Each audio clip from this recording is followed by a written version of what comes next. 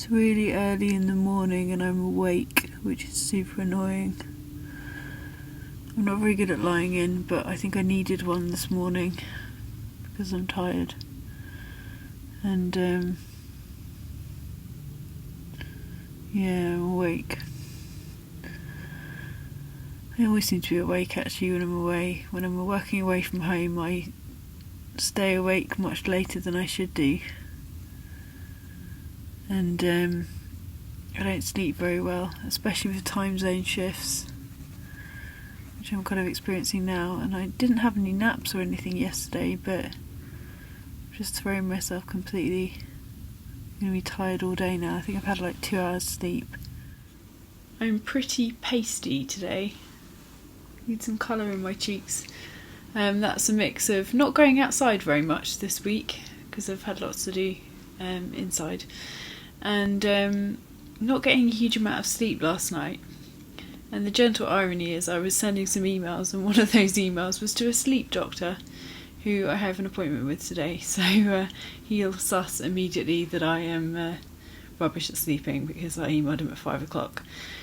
I'm meeting him thanks to Dave Clark, who is a friend of his, and he recommended I have a chat with him. So I'm going to head down and see him later. And I'll be asking you some questions about myself, but also I'm going to ask him to give some tips around what people with Parkinson's can do better around sleep, and if there's anything that can particularly help them. So watch this space. Hi, my name is Nate Watson, and I am a neurologist and sleep specialist at the University of Washington. And I've been having some nice conversations with Emma today about Parkinson's disease and sleep. And we know that as far as the non-motor symptoms of Parkinson's, sleep disorders is right up there. I think it's the second most common non-motor symptom behind mental health issues. And it can be a real challenge for people with Parkinson's disease. So it can be related to the disease itself, the motor symptoms of the disease.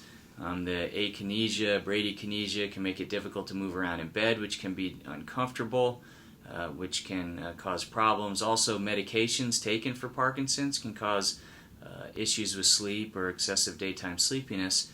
And then Parkinson's disease is associated with a number of sleep disorders. Insomnia is the most common, but we also have REM sleep behavior disorder, where patients act out their dreams in bed and they can injure themselves or their bed partner. Restless leg syndrome and periodic limb movement disorder, and of course obstructive sleep apnea. So those would all be things that we would be thinking about in anybody that came to see us here in the sleep center with Parkinson's disease and sleep problems.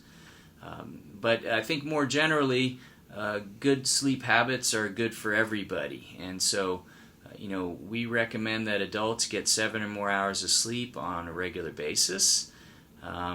Exactly how much sleep any one person needs can vary, but generally speaking, 7 or more. We want to have people have consistent bedtimes and wake times. We want them to be sleeping at night. We like exercise, but we don't want it to happen right before bedtime because it can be activating. Caffeine is okay as long as it's not after 2 in the afternoon. And then have a regular bedtime routine so that your body knows that sleep is imminent, because you help set your circadian rhythm in this way. So I think those little tips can go a long way towards helping people with Parkinson's disease sleep better. And then the other thing would be taking some long-acting levodopa or a dopamine agonist at night in order to ensure that the motor symptoms are under control while they're trying to sleep. So with that, I will go ahead and sign off, and it's been my pleasure talking with you today.